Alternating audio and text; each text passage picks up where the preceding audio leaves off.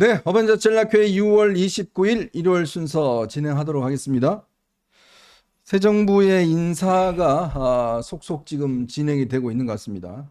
조금 전 그동안 인사를 미뤄왔던 법무부 장관, 행안부 장관 등에 대한 인사가 조금 전 단행이 됐습니다. 감독님 그 기사 좀 보여주실까요?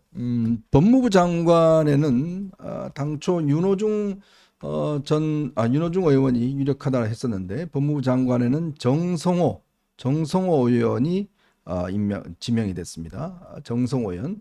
그리고 기획재정부 장관인 구윤철 전 차관이 일단 지명이 됐고요. 또 행정안전부 장관 후보자에는 윤호중 의원이 지명이 됐습니다. 원래 이 자리가 이제 그동안 김경수 전 경남지사가 거론이 됐었는데 김경수 경남지사는 장관급인 대통령 직속의 지방시대위원회 위원장으로 일단 지명이 됐습니다. 그리고 보건복지부 장관에는 정은경 전 질병관리청장. 최근에 좀 논란이 있었는데 또 임명이 된 것 같습니다. 교육부 장관에는 이진숙, 그 이준숙은 아닙니다. 충남대 총장했던 이진숙 여성이죠. 네. 그리고 산업통상부 장관 후보자에는 김정관 전 차관입니다. 두산 에너빌리티 거기 사장을 했었고요.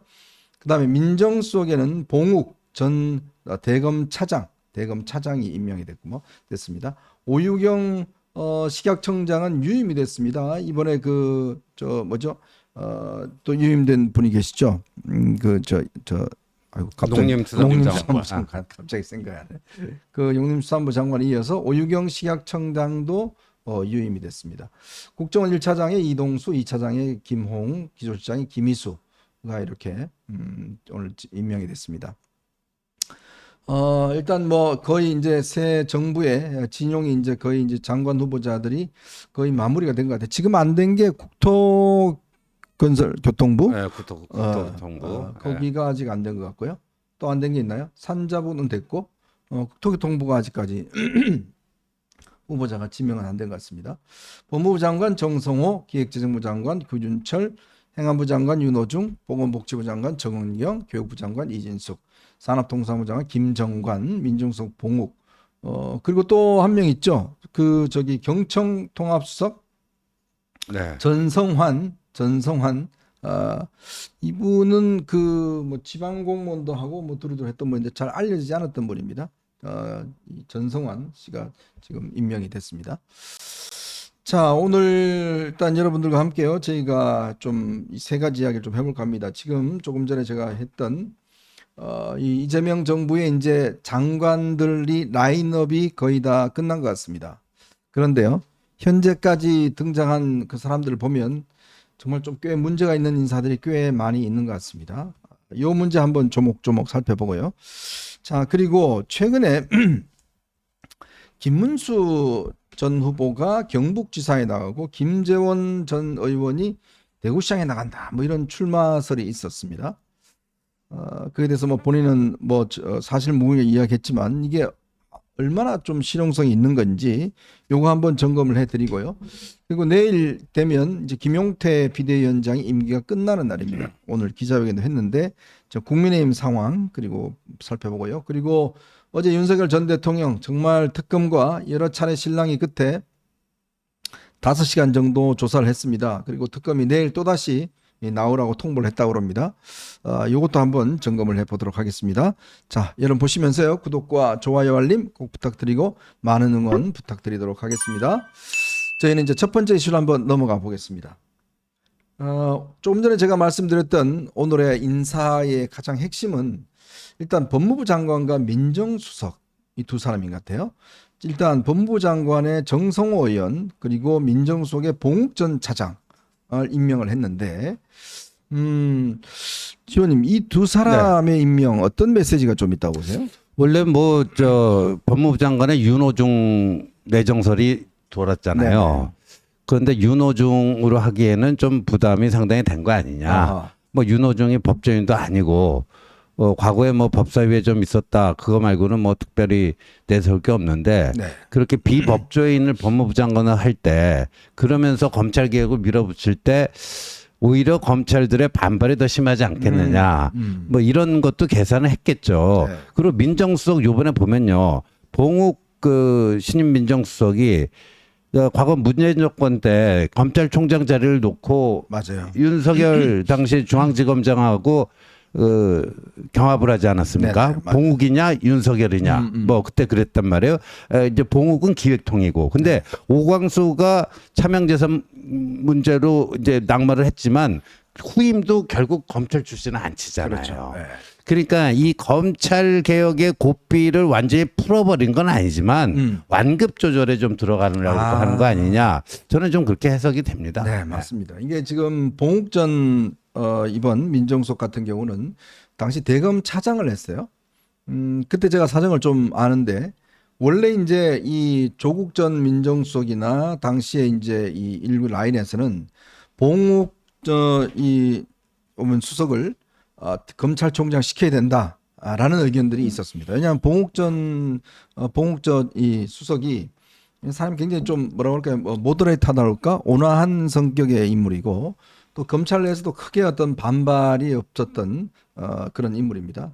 그리고 또 뭐 수사도 이제 기획통이다 보니까 그렇게 했는데 문제는 이제 당 쪽에서 이해찬 뭐 등등 이런 당 쪽에서 아니다. 윤석열로 해야 된다. 그래서 수사의 어떤 이 고삐를 줘야 된다. 이런 의견이 앞서면서 사상 유례 없이 당시에 문재인 전 대통령이 핵심 측근들 회의를 소집을 했어요. 그때 당시에 이낙연 총리, 이해찬 전 총리, 이인영 원내대표, 그다음에 이쪽에서는 임종석 실장, 그다음에 조국 전 민정수석, 그다음에 이제 지금 김경수 아주 핵심 측근 회의를 소집을 했습니다. 여기서도 팽팽히 맞섰던 모양이에요.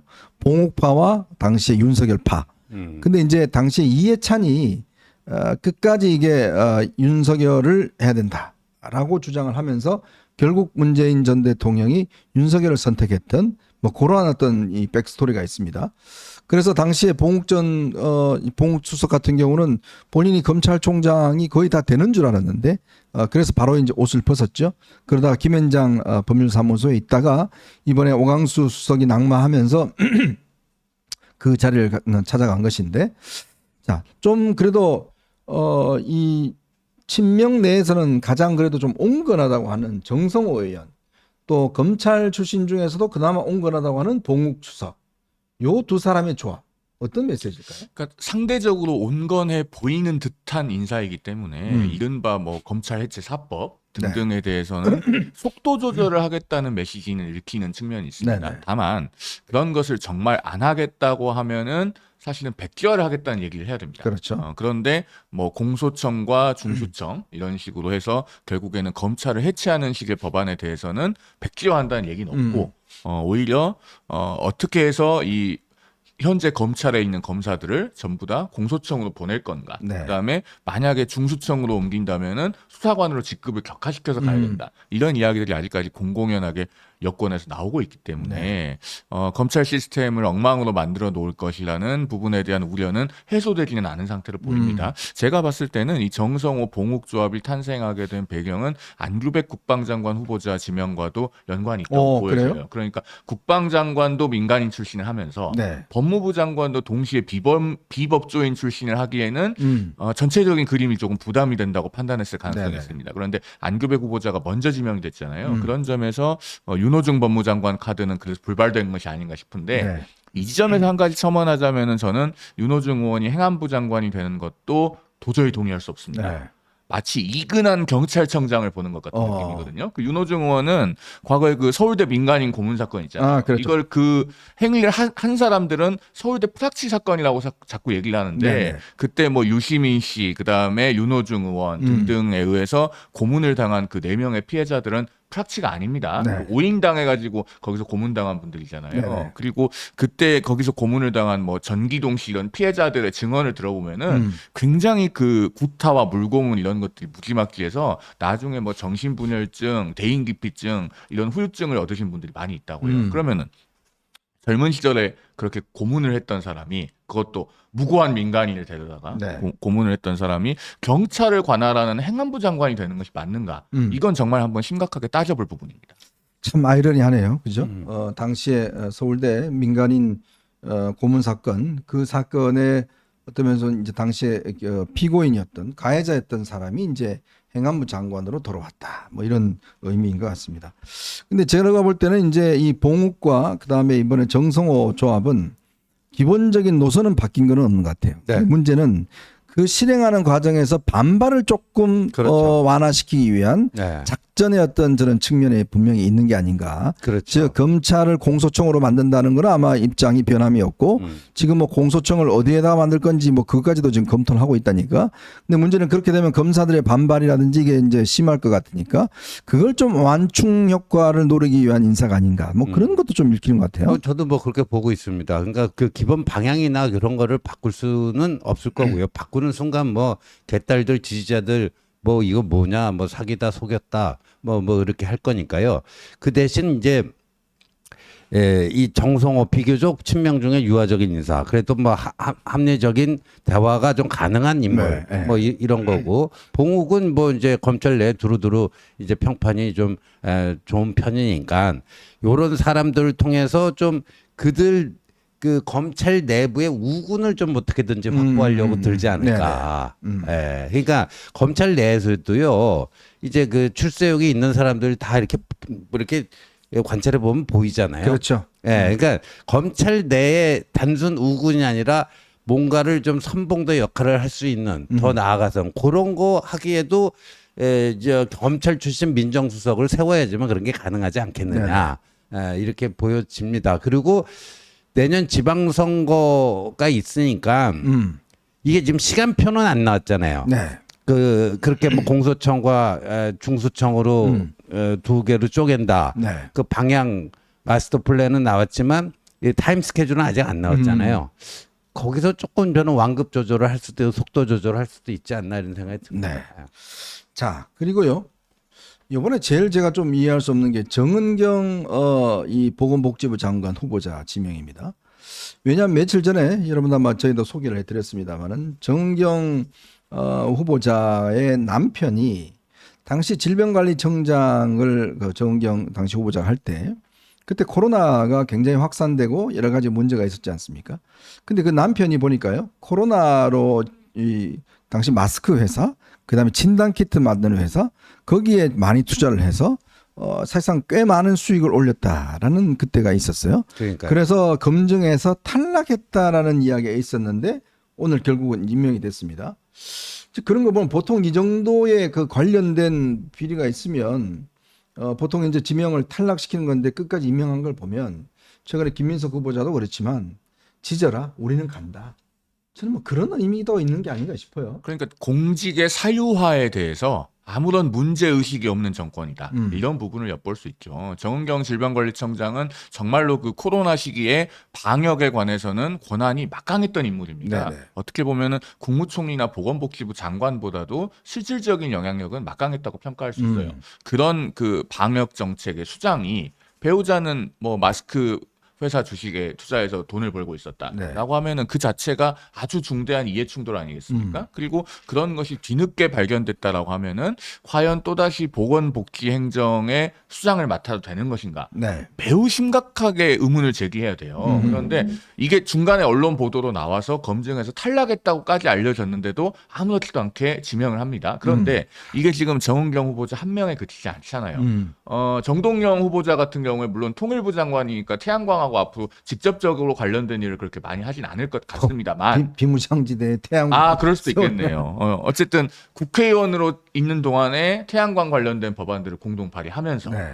정작 본인의 배우자, 본인의 동생, 태양광 업체, 뭐 태양광 관련 컨설팅 업체 이런 걸 하고 있었다는 것 아닙니까? 네. 그러면은 이것도 공직의 사유화로 평가할 수 있어요. 김민석 총리 후보자까지 갈 것도 없이 계속 이런 인물들이 지명이 되고 있는데 정말로 아무런 문제의식이 없는 것 같아요. 그런데 이런 부분에서 한 가지 뼈아픈 것이 김민석 후보자 인사청문회 때 사실 주진우 의원 빼고는 국민의힘의 인사청문 위원들이 그렇게 두드러진 활약을 보여주지 못한 측면이 그렇죠. 있습니다. 그러니까 한편으로는 지금 이재명 정권에서 야당을 대단히 만만하게 보고 이런 인사들을 그냥 대놓고 지명하는 것이 아닌가 하는 생각이 들어서 매우 씁쓸한 마음을 금할 수가 없습니다. 근데 정은경 남편도 서울의대 나온 의사예요. 그렇죠. 예.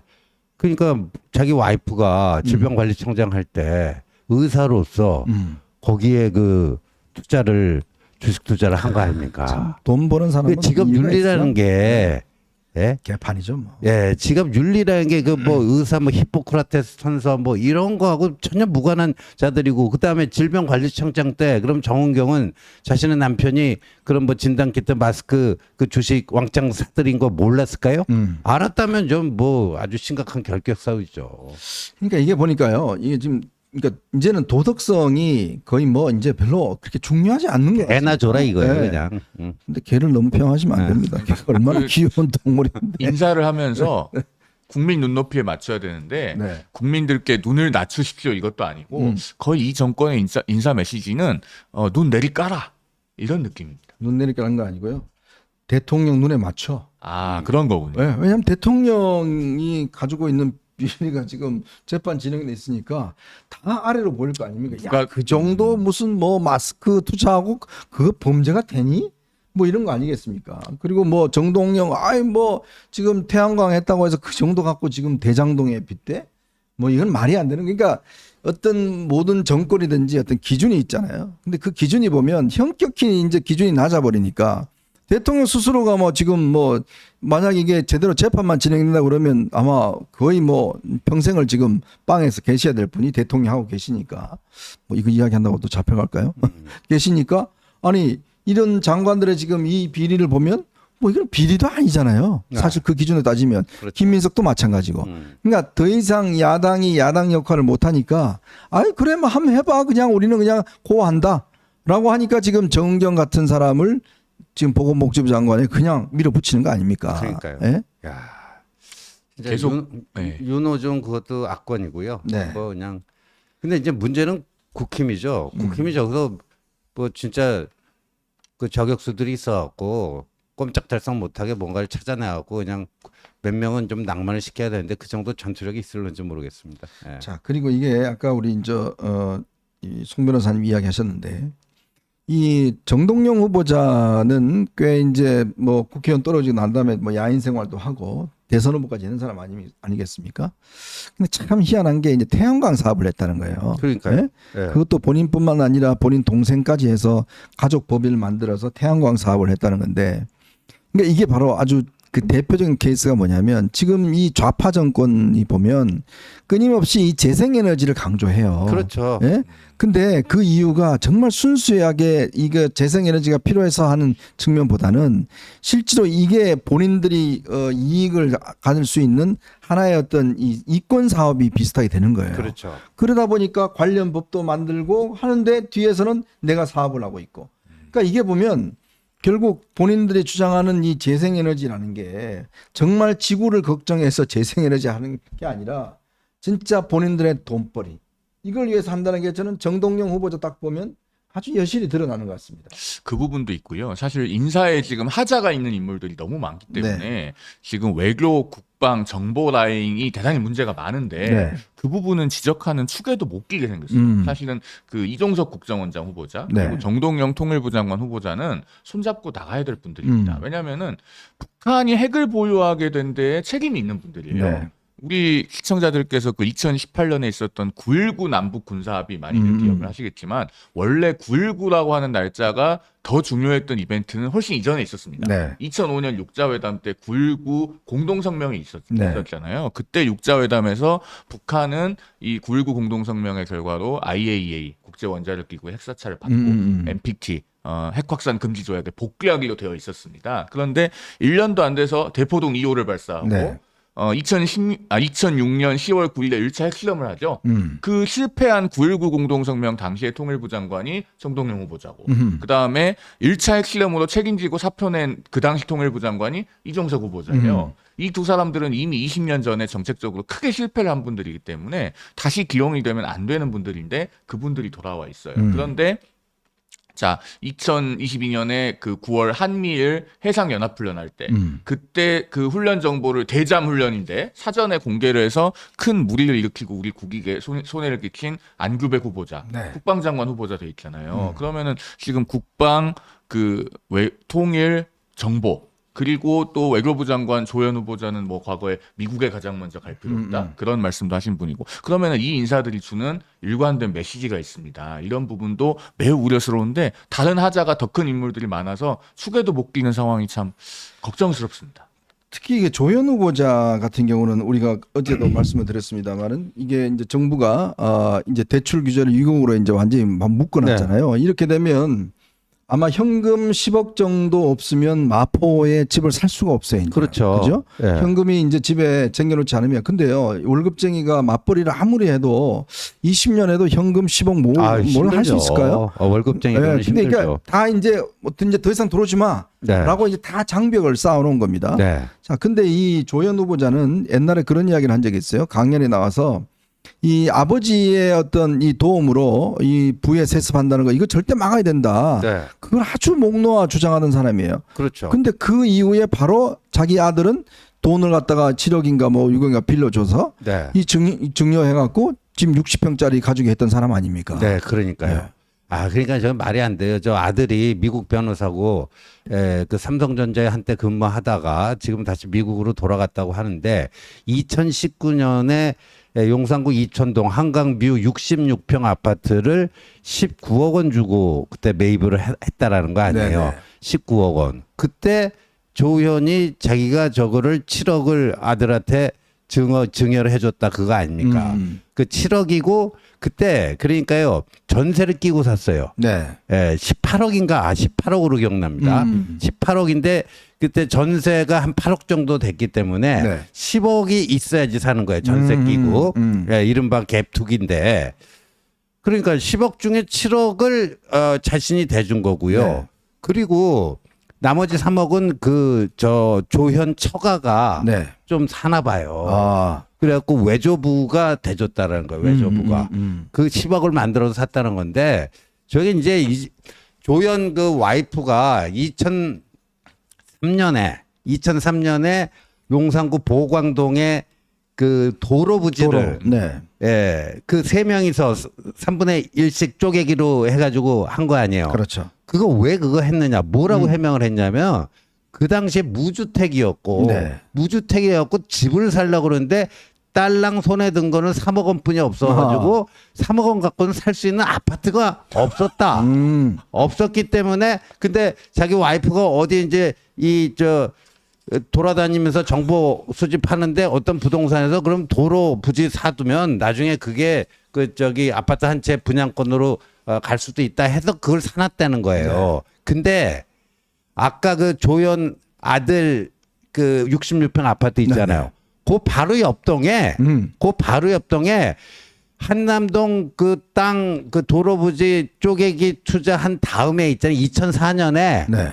그거를 보유를 매입을 했어요. 그 개뻥을 친 거예요. 개뻥을. 야, 네? 참. 아니 1년 만에 그 이천동에 한강뷰 아파트 살 돈이 생겼어요? 아니 돈이 없어갖고 그 부지 말고는 도로 부지 말고는 아파트 살 돈이 안 됐다고 했는데 1년 후에 한강뷰 아파트 이천동에 샀다니까요. 참 이게요 고위공직자를 하는 사람들은 최소한의 어떤 도덕적인 뭐 이런 것들을 좀 갖춰야 되는데 이 조현 후보자 보면 전 이 양반이요 원래 이 양자 외교를 한 번도 해본 적이 없어요. 다자 외교 한 사람입니다. 국제기구나 이런 데 있었던 사람인데 특히 저는 이제 물론 아까 말씀해주신 이 재산 문제도 있지만 특히 이제 미국에 대해서 우리가 당선되면 미국에 먼저 가야 된다는 그거 고정관념 버려야 된다 이런 이야기까지 했고 거기다가 지금 재산을 이 문제를 보면 지금 거짓말이 너무 많아요. 남들한테는 저 부모가 도와주면 안 된다라고 이야기를 하다가 자기 아들은 엄청나게 도와주고 자기는 집 없었다 그러다가 보니까 집 옆에 바로 집이 있고 그러니까 이거는 거짓말이 그냥 일상화된 게 아닌가라는 생각이 드는데 참 이런 후보들이 과연 장관으로서 참 그렇겠죠. 뭐 검증 다 해봤지 않겠습니까? 해봤는데 이 기준 자체가 일단 낮고 야당이 뭐 이거 가지고 지금 찍소리 하겠어? 뭐 이러니까 이제 다 임명을 하는 것인데 특히요 권오물 보훈장관 후보자 같은 경우는 이 사람이 옛날에 경북지사 선거 때 당시에 공직선거법 위반으로 인해서 유죄 판결을 받았습니다. 근데 그때 유죄 판결을 받으면 선거비 2억 7천만 원을 반납을 해야 되는데 그걸 아직까지 반납을 하고 있지 않대요. 그러면서 재산은 13억이라고 그럽니다. 그러니까 이게 결국 정부에 다시 돌려야 될 돈은 반납하지 않고 있고 자기는 재산이 지금 13억이고 근데 3명이 더 웃겨요. 재심 후에 납부하겠다? 요즘 재심이 이게 인용됩니까 이게? 이제 부랴부랴 납부하겠네요. 네. 인사청문회 해야 되니까. 그러니까 지금 이 정부의 인사 코드가 이런 식이잖아요. 음. 뭐 김민석 후보자도 13년 5개월 걸려서 추징금 완납했는데 네. 그런 사람도 버젓이 총리 후보자가 되고 내일이면 이제 임명동의안 투표합니다. 국회에서. 그런 식으로 되고 있고. 그다음에 이제 앞서 저희가 말씀 나눴던 조현 후보자. 네. 왜 이런 인물을 지금 시점에 외교부 장관 후보자로 지명을 하는가에 대해서 추론할 수 있는 대목이 있습니다. 네. 그 조선일보의 이하원 그 외교 전문 기자라고 있어요. 네네네. 굉장히 그 외교 쪽으로 잔뼈가 굵으신 분이고 네네. 그 취재 비사를 이제 이하원의 막전 막후라고 해가지고 조선일보에 연재를 하고 있는데 네. 오늘 올라온 거에 보면은 본인이 취재를 하는데 그 민주당 핵심 관계자가 네. 이번 대선 기간 중에 이 조현 후보자에 대해서 평가를 한 적이 있답니다. 뭐라고 했냐면은 우리 당에 온 전직 외교관 중에 로열티가 가장 강한 사람이다. 로얄티가 그러니까 쉽게 말해서 당성이 가장 투철하다라는 겁니다. 명심이 그런 거겠죠. 그러니까 지금 시기에 사실은 당선되고 나서 미국에 가장 먼저 가야 된다는 것은 고정관념이다. 이런 발언은 외교 관계에 있어서 상당히 민감하고 자칫하면 벌집을 건드릴 수 있는 발언이에요. 그렇죠. 그런데 이런 말을 하는 사람을 외교부 장관 후보로 대놓고 쓰잖아요. 그러면서 법무부 장관 후보자는 정성 의원인데 뭐 두말할 필요가 없는 원조 친명이죠. 그러니까 이재명 정권이 믿는 사람의 인재풀은 굉장히 좁은 겁니다. 네. 그러면서 철저한 코드 인사를 하고 있는데 뭐 사생활이든 도덕성이든 이런 것은 전혀 중요하지 않는 아주 일관된 맥락이 이어지고 있다. 이렇게 평가할 수 있겠습니다. 제가 그 권오을 저 보훈부 장관 후보자 좀 에피소드 하나 말씀드리면요.